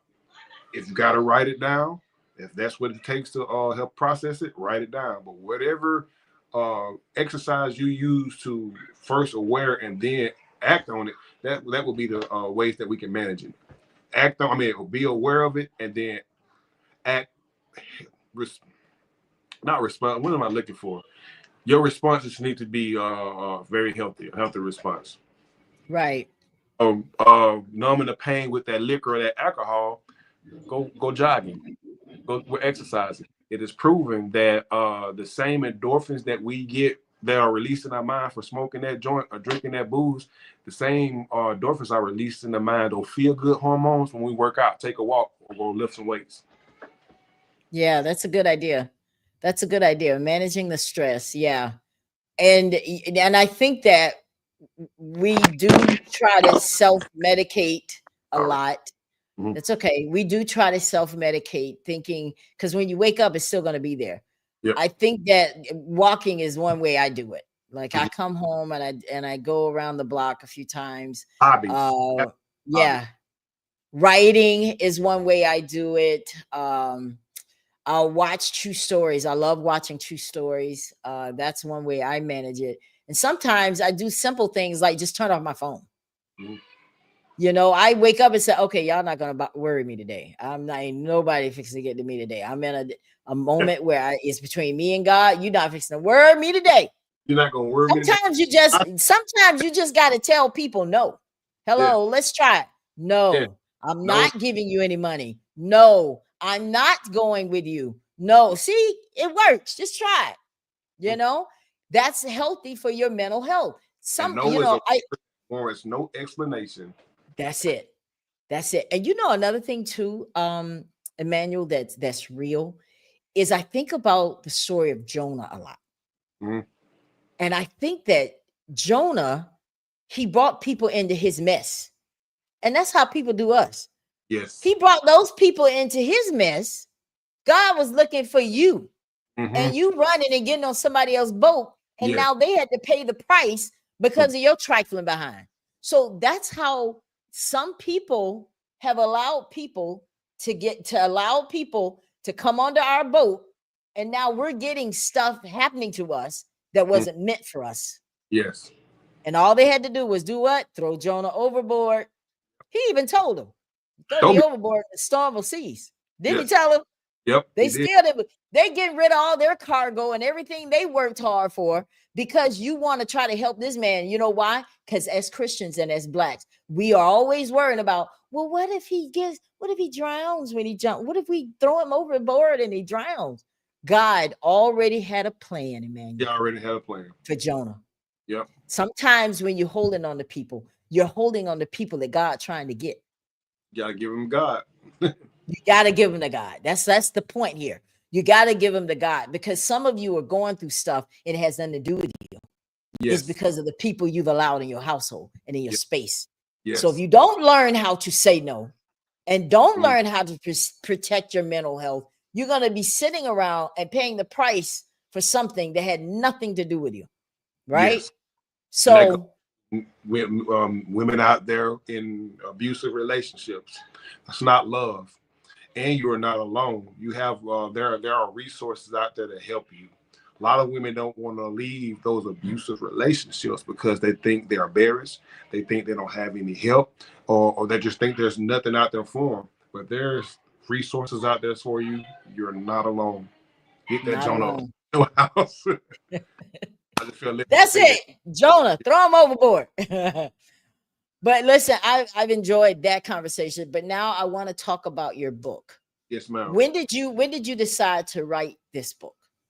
I started this book in prison in 2014, and all I had the prelude and the first couple chapters. Wow. It went silent for years. Wow. September 7th. I was inspired again to finish my book after losing my job at OI Glass. Okay. Well, actually, no, it was before I lost my job. It was week before, and I left work early one night because Miss Ella, I just had enough. I got tired of wearing the mask. I got tired of being fake. Doing that night.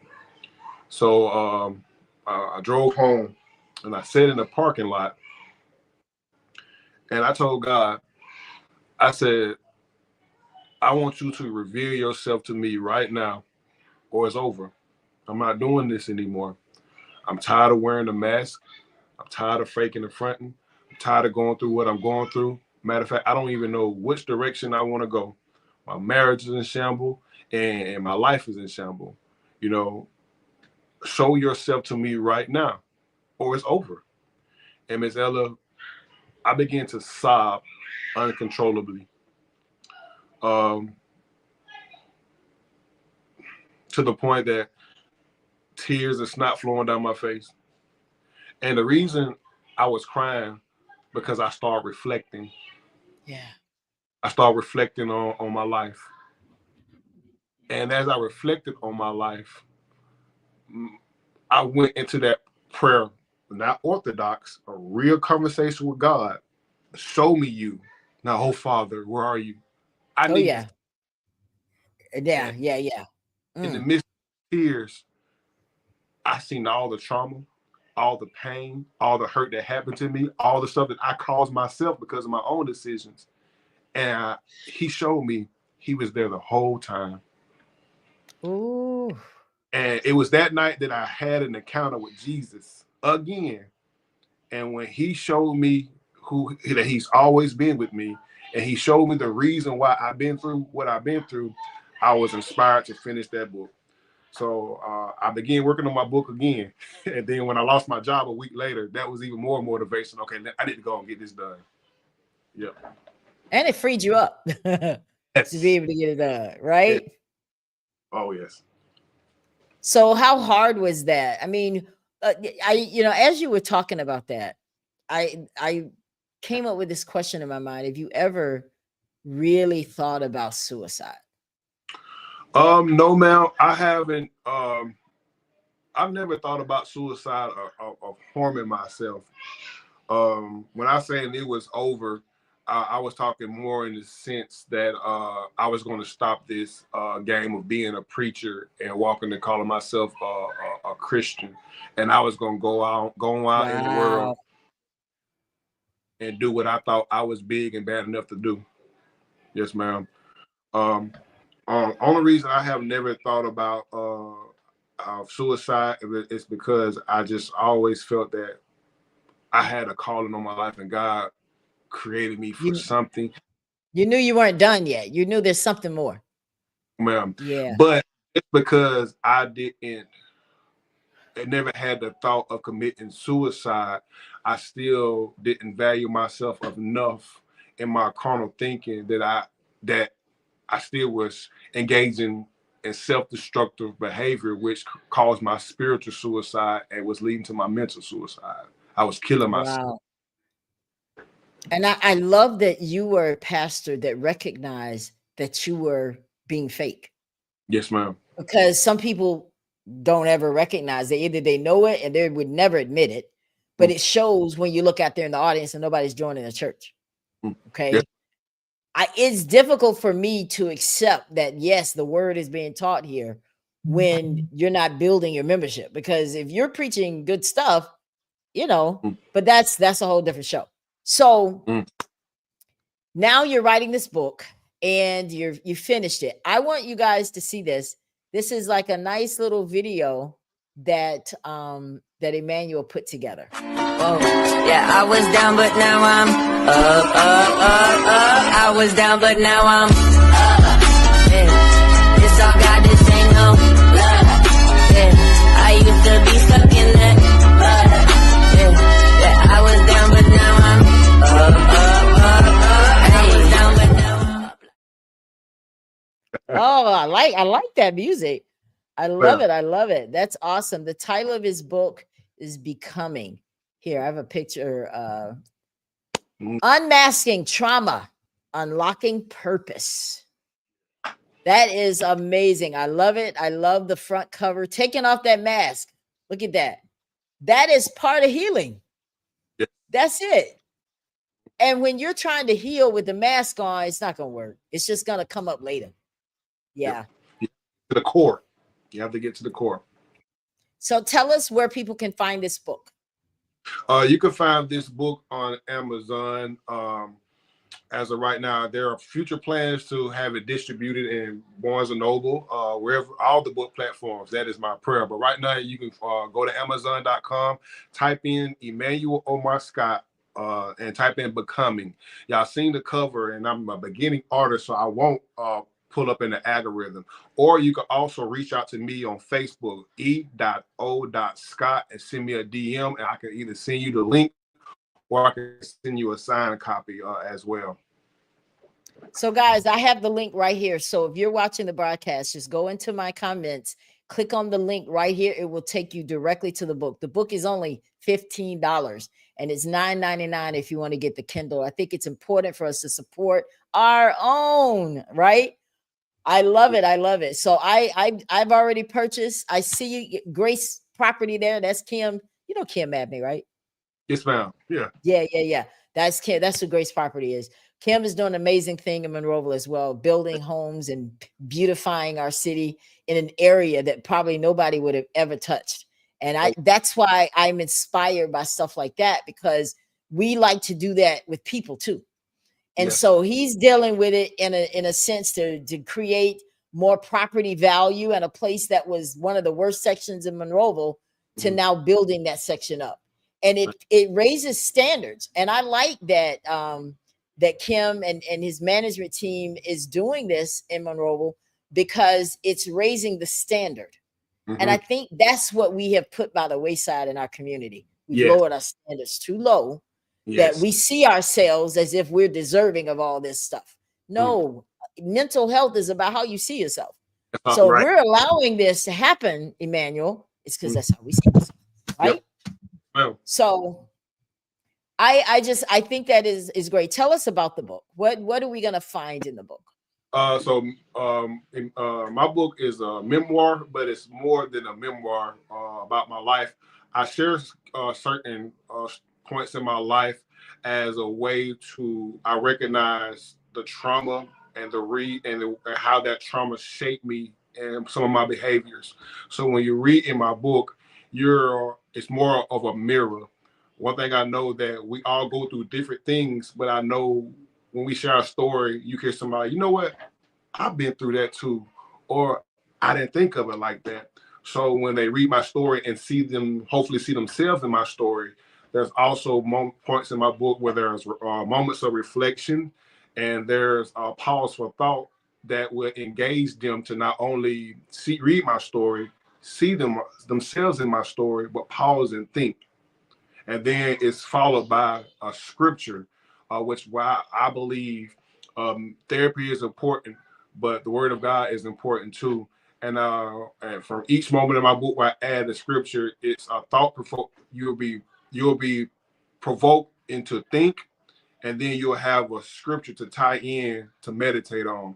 And the scriptures that I added were some of the scriptures that I used to guide my life, which made my change. Like, for example, on the section of my book where I said I wrapped my way into prison, I asked the moment of reflection. I asked other readers, what are some things that you have said and put out into the atmosphere that happened in your life that you manifested?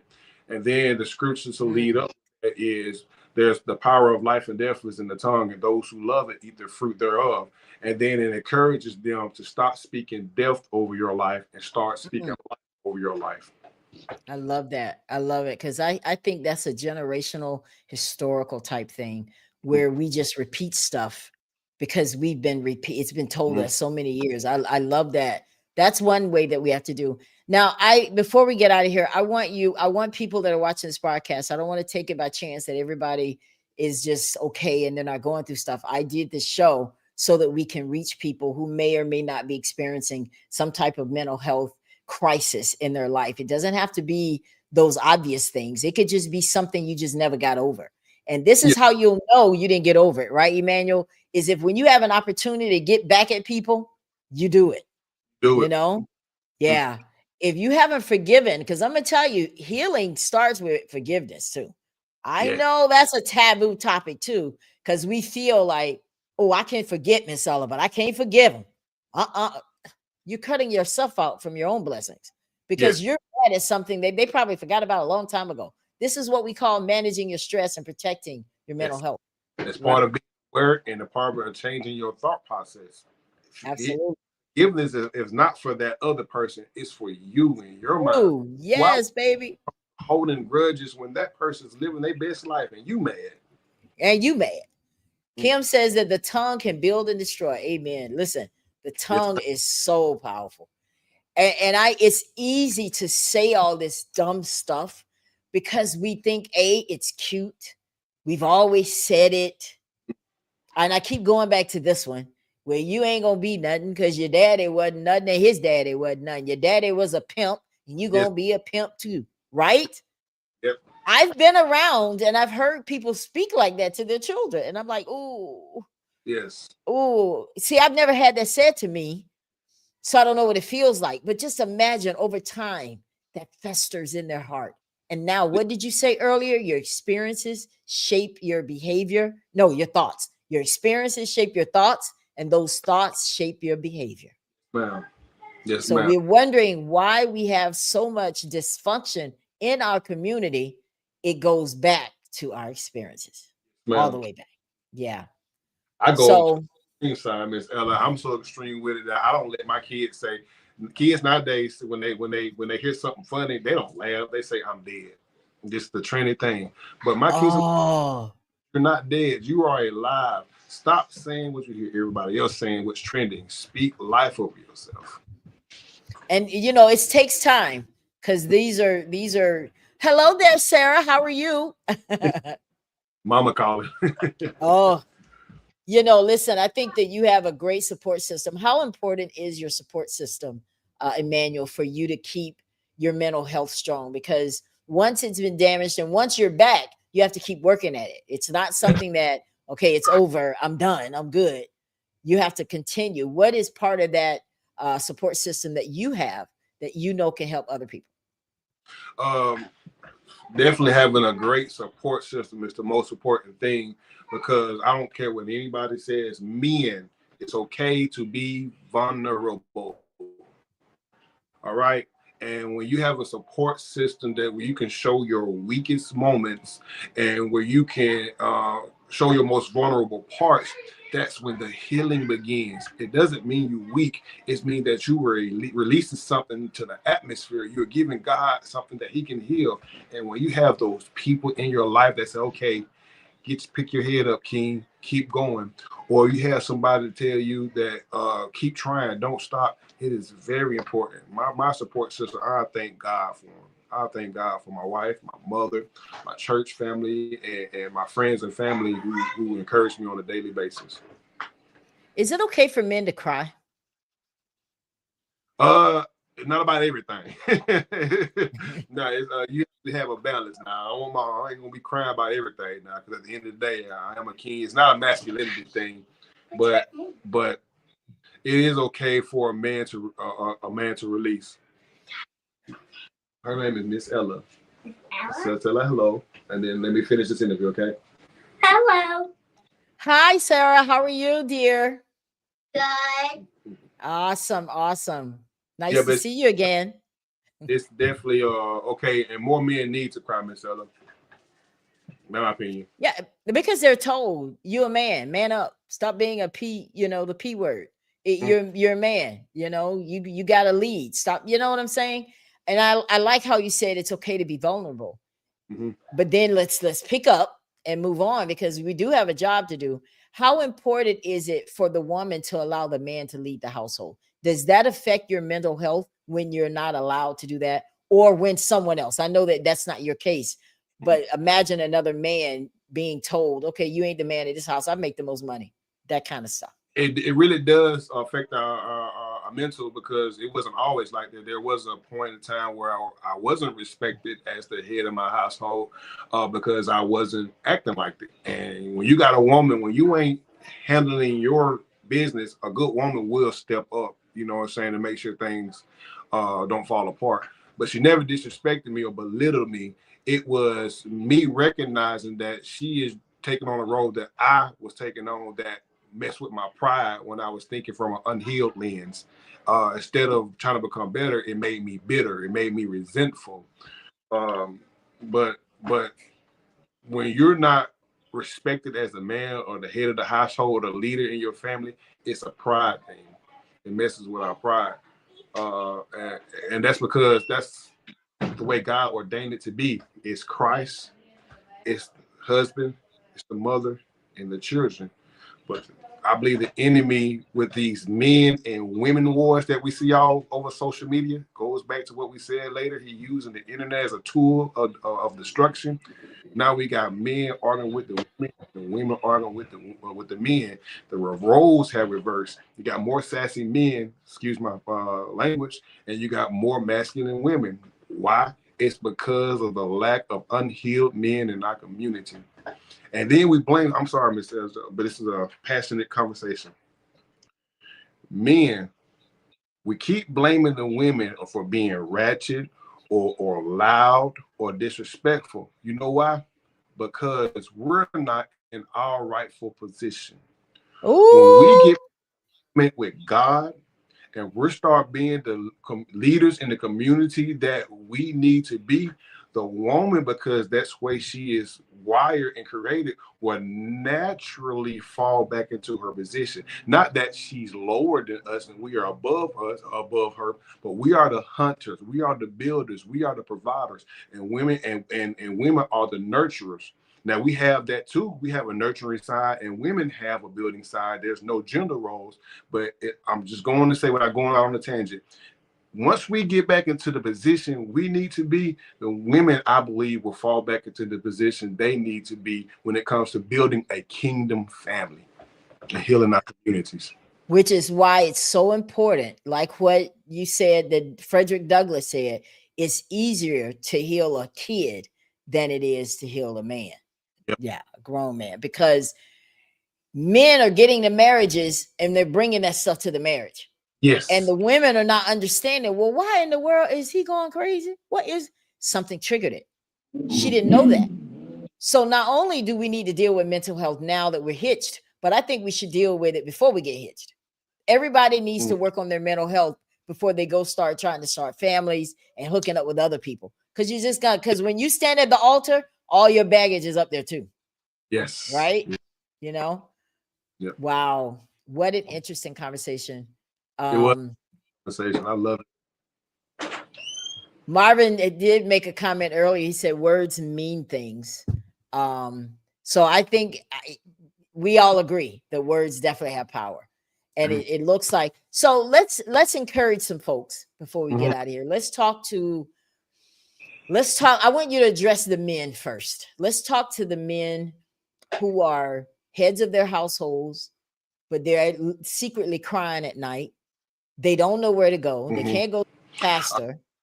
They can't go to their parents because their parents either may be gone. They don't really trust anybody. They think it's crazy to go to psychiatrists. What can you say to the men right now that may be watching this broadcast, whether now or in the rebroadcast? What can you say to them to help them to heal?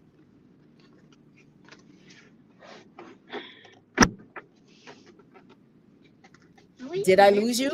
I can't hear you. No, I can't hear you. Oh, you can't hear me either? No, I can't. Uh-oh. Say something. I think I can hear you.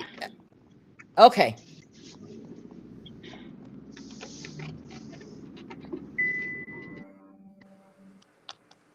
Say something now.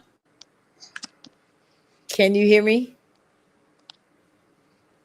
You may have to go back out and come back in, Emmanuel. Live TV, guys. This is what happens. Can you hear me, Miss Ella? I can hear you, but I can't see you now. There we go. Okay. Okay. I'm sorry. A car crunk up outside and my Bluetooth connected to the car. Apologies. Oh, wow. That's okay. That's okay. So I'm trying to. You wanted to me encourage the men. First, yes. I want to say to the men, especially Black men, because of trauma and because of systemic racism and everything going on in this country, a lot of us wasn't fortunate enough to have the best upbringing, and it's because that it was our parents' fault, but they had things that they went through too. And one thing as a man, I know there's a little boy inside of a lot of us who just want to be seen. There's a little boy inside of us who want to be heard.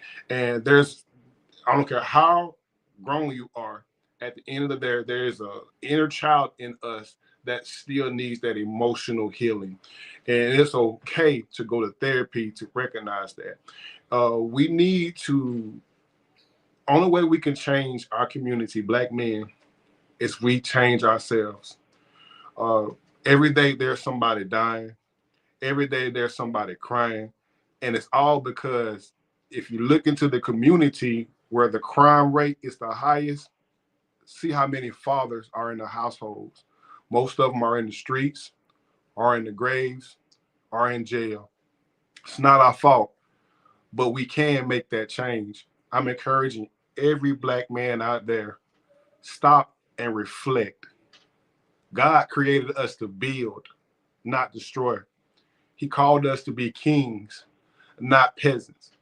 And once you develop that mindset, let's get to work, y'all. Because the only way that we're going to change our community is that we get back into rightful position and do it. With God, I am a believer, and I'm going to always say we can't do it without the power of God. So, on, y'all, let's go and let's wake up. We got work to do.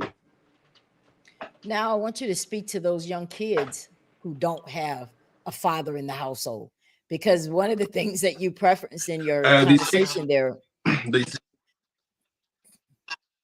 one of the things that we know is that there are kids that have these fatherless homes. So they need another male voice, right? Because people love to say, well, it starts at home. Well, there may not be a man at home that's healed, you know? So how do you speak to that child to be able to cope with that type of dysfunction? This is for the young men out there. Yeah. You're not alone. I know it may seem like you are, but you're not alone.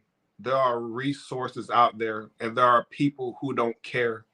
And just because it may not be in your own home or community for whatever the reason, if you need someone to talk to, there are teachers, there are people out there who care. But you have to first trust them enough that trust them enough that they are willing to help you, and then let your guard down and receive the help that's out there for you. I know what it's like to grow up not having a plan, and grow up feeling neglected, and grow up just wanting to be loved and seen. And when we would tend to in order to be seen, we act out and we do things that maybe not the right thing to do in effort. What? Because first we're angry and we just want to be noticed. But there's a healthy way to handle this. There is a healthy way to handle this. Instead of acting out, go seek help, therapy. If you're in high school right now, talk to a teacher, talk to a staff member, because there are people out there who are willing to help you and to point you in the right directions. But you just got to be willing to seek it. And I want, for the record, for it to be known that if there's anyone that's watching this broadcast, you know, and you're suffering or you're having some type of mental health crisis, and now because of this show you realize that it's a mental health crisis that you're having, because a lot of times we don't want to admit it. I would love for you to inbox me, okay? And we will together get the help. I don't want anyone to feel that there's no one out there for them to speak to, because I am offering my services. Now, I'm not a mental health expert, but I know some, okay? Yes. And we'll get you the help. Yes, absolutely. Now let's, and I want to say to the women, that watch this show and now you realize that you may be going through some kind of mental health crisis and you just never up until this moment knew who to call. Listen, we are all learning this, but we are all supposed to be one community. We said that it takes a village. Well, I want you to trust in that statement. And I know a lot of younger moms, they may not have had that experience, or you may have had that experience, because like with Emmanuel, he had a mom that was telling him the right things. He didn't go the route in his life the way he went because he wasn't being told, but he's influenced by all these other things that he was seeing, whether it's what you see on television or whatever the case may be. And all this stuff that we put in our spirit from week to week, instead of maybe learning how to invest, instead of maybe learning a different skill, we spend our time caught up in mess, and mess in, you get mess out, right? Yes. And then it flows into our kids, and it causes us to lash out at our children in unhealthy ways. Yes. And it just recreates that trauma. So I just want to encourage all the women, young ladies, you know, it's not over. God is still in it. And what I'm doing today, and I want every single person to jump in on this. One thing that I personally think that helps with mental health, I really believe that when we spend our time helping other people, that God is going to eventually clean up our mess, Right, Yes. Emmanuel? So Yes. this is what I want. This picture right here, I'm going to post it on my page. And I want every single person to take this, and I want you to post it on your timeline for everybody to see, because this is where mental health starts. We got to get healthy again. I want you to post this because it says, I watched the Ella Johnson show about mental health in the Black community, and I was encouraged to post this message to my timeline. You are loved. You are heard. And I am here for you if you need me. Your life matters. Let God turn your pain into your purpose. Amen. Amen. So I'm going to post that on my page because this is how we start, guys. Yes. This is how we start. Let's show love. You don't know how many times I've actually done a broadcast, and by the time it's over, my inbox is already full. I even had one day tell me, Miss Ella, you know, I had pills. I wanted to end my life. But when I watched your show, I put the bottle down. In the name of Jesus. That's what we prayed about, Emmanuel. Well, This is bigger than me. This is yes. not about me, but God Yes. knows that I will use my platform for his purpose. Yes. And this is about that. If you are experiencing, or you know someone who is experiencing a mental health crisis, please call or text 988 at any time to be connected to a crisis counselor. So before we get out of here, Emmanuel, I want you, didn't you say you sing? No, ma'am. I am just a producer, engineer, and a songwriter. Yes, ma'am. Well, child, I was getting ready to give you a hint. You were getting ready to give me a hymn. We were finna get a hymnal on the Ella Johnsons. I probably would have caused a trauma for you if you would have heard me sing. You would probably need therapy after me singing.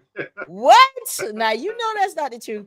Listen, but I just want to end the show with God. You know, I don't want to leave anything to chance.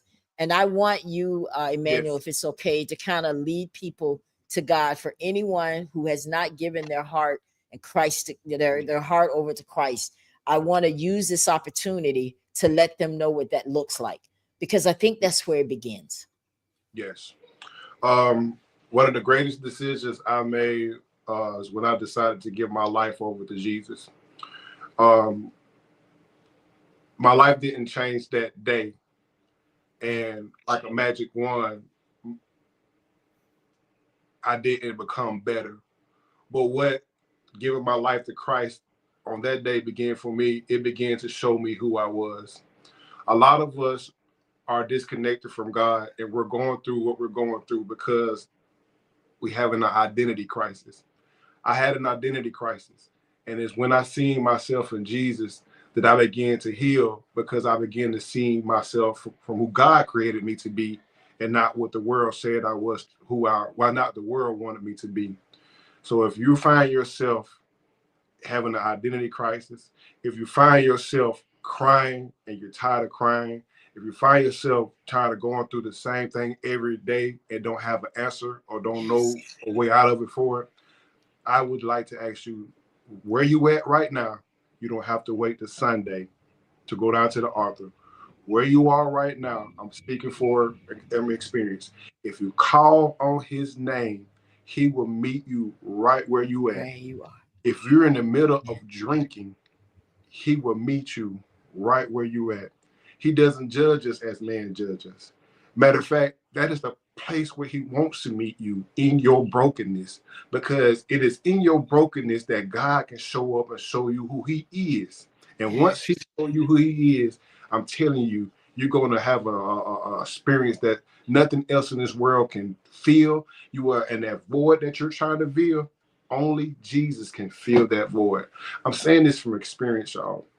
When I went to jail and I thought my mama was going to save me, mama couldn't save me. But what she gave me was the Bible. And when I began to open up that Bible and read, and I learned who Jesus was for myself. I know you hear it's white man's religion, or you tired of going to church where the pastor, who may still be struggling, is not showing you what a man of God looks like. So that tends to turn you off the church. All of that is excuses. Once you know who he is for yourself, that's when you begin. That's when the change begins. So I'd like to encourage you all. try something else. You tried everything else, and it's not working. Try Jesus. Wow.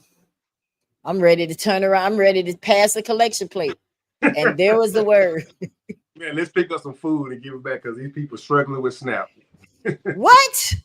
Oh my Yeah. God. But I think, but on that note, I think that it was the courts ruled that they have to turn over those funds. Oh yes, because there's some funds that they put up for this, right? Yeah, For the yeah. So the courts ruled. Yeah. Okay, good. So, but you know, stuff like that, guys, we can't panic over stuff like that because this is what community is all about. You know, okay, well, we'll come together and feed families. You ain't said nothing, you know. Yeah. Yes, my Lord. Amen. Amen, Mrs. Curry. So I appreciate you for being my guest today. Yes, ma'am. Thank you. I think it was a great conversation. I look forward to reading your book. I want to remind you guys, please go to the link that I put up. It's in my comments and paying partial benefits. Yeah. I want you guys to, oh, he said partial. Yeah. They're only paying partial benefits from the SNAP.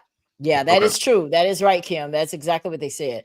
But it's, you know, it's something. And I just wanted to do this broadcast today, guys, because, you know, everything that I'm seeing around me, it looks like we need to really, really take a look in the mirror and we need to start working on ourselves so that we're not creating and recreating this generational trauma that continues.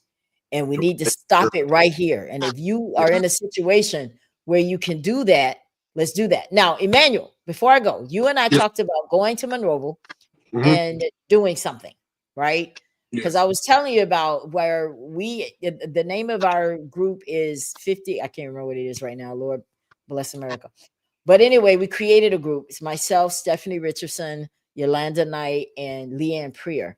And it's like a community network, 51 community network, you know, networking for DeVille or something. DeVille Connection. That's what it is. DeVille Connection. Yes, yes, yes. Thank you. Y'all forget my age.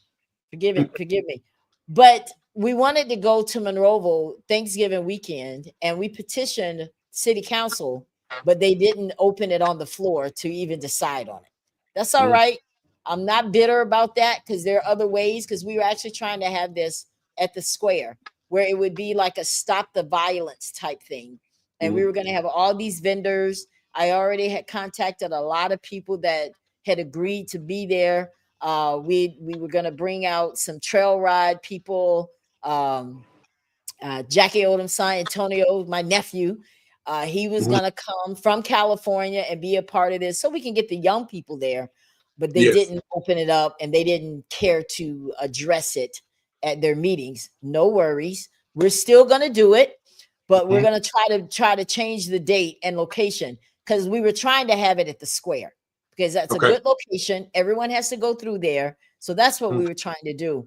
But I want you to be involved because I think that we need to create something for the young people specifically that's going to give them a safe haven for being able to talk to someone. And you and I will talk a little bit more about what that looks like, but I definitely want you to be involved. We need strong men. I'm telling you, I think that we need some kind of big sister, big brother program implemented in Monroeville, meaning that's something we don't have to be there to do. It's better if we are, because we're able to go out to lunch with them. We're able to be there when they're getting dressed for a big event, be there for prom.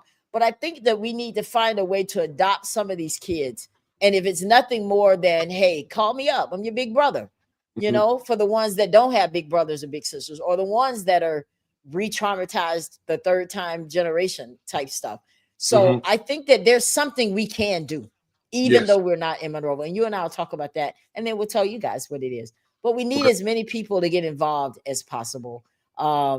You know, when I announce it, Kim, you'd be one. That would be great. I know I'm putting you on the spot, but you know, that's what I do. You know, I do that. It's what I do.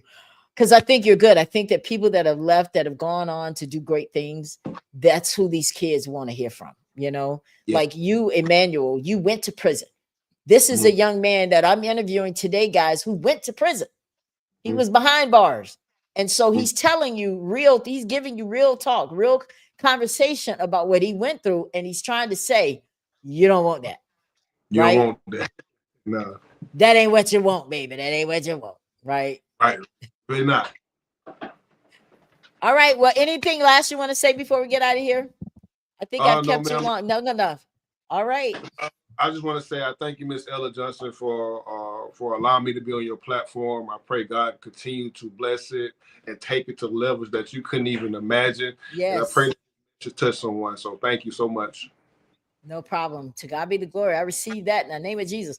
All right, guys. Amen. Well, thank you all so much for tuning in to the Ella Johnson Show on this Saturday at 4 p.m. for the broadcast, 3 Central. And I just want you to know that this show will rebroadcast tomorrow at 3 Central, 3 Eastern, and 2 Central for those of you that may have missed this live broadcast. So thank you to those of you who are watching the rebroadcast. And we'll get out of here. I'll be back. My next hero from DeVille is Thursday night, guys. Trent Eager. He is going to be. You remember him, right? Yes, I do. I was supposed to with his brother Maurice, but I know. Yeah. Well, he's our next hero from DeVille, and he's going to be right here on Thursday night, 8:30 Eastern, 7:30 p.m. Central. He's our hero from DeVille for November. And then in December, our hero from DeVille is Larry Snowden. I know a lot of you guys may know him, but he's going to be our hero from DeVille. And remember, I started those shows because I want to give back and give people their flowers while they can still smell it. So I believe in letting people know it now while they can hear how much they're appreciated. So until next time, we'll see you guys. Have a great evening and be safe. Thanks again for watching.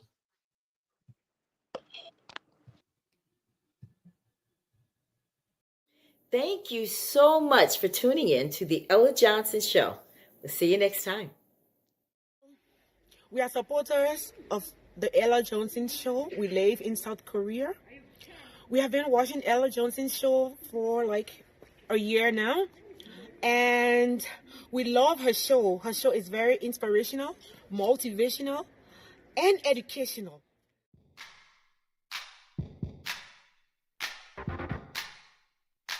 If you would like to be a guest on the Ella Johnson Show, send an email to theellajohnsonshow@gmail.com or send a text message to 407-334-6997.